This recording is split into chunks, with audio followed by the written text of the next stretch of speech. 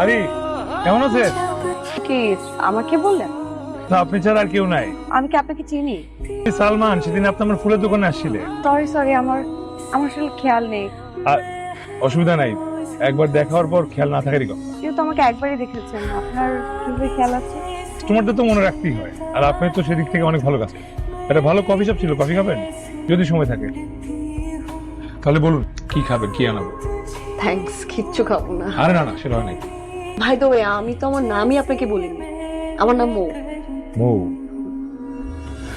আপনি কি আশপাশে থাকেন? হ্যাঁ, বি ব্লকে। আপনি? ওই যে বিল্ডিংটা দেখা যায় ওখানে। ও,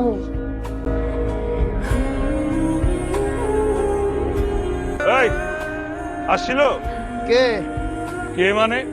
তোর এই মাসের বেতন কাটা ডাইরেক্ট। এখন না আসলে আমার দোষ। আসে নাই। শোন, প্রত্যেকের একটা সময় আসে। আমার যখন সময় আসবে আমি সব সুদে আসলে বুঝে নিই। আরে আপনি আসেন। হ্যাঁ।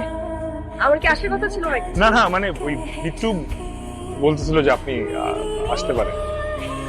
আচ্ছা, জন্মদিনের জন্য বিশেষ কি কোনো ফুল আছে? মানে আপনার কি জানা আছে কিনা এই সম্পর্কে? রজনীগন্ধা। রজনীগন্ধা হচ্ছে পবিত্রতা, ভক্তি আর ঐশ্বরিকতার প্রতীক। বাহ, আপনি সত্যি খুব দারুণ জানেন। আমি ইমপ্রেসড।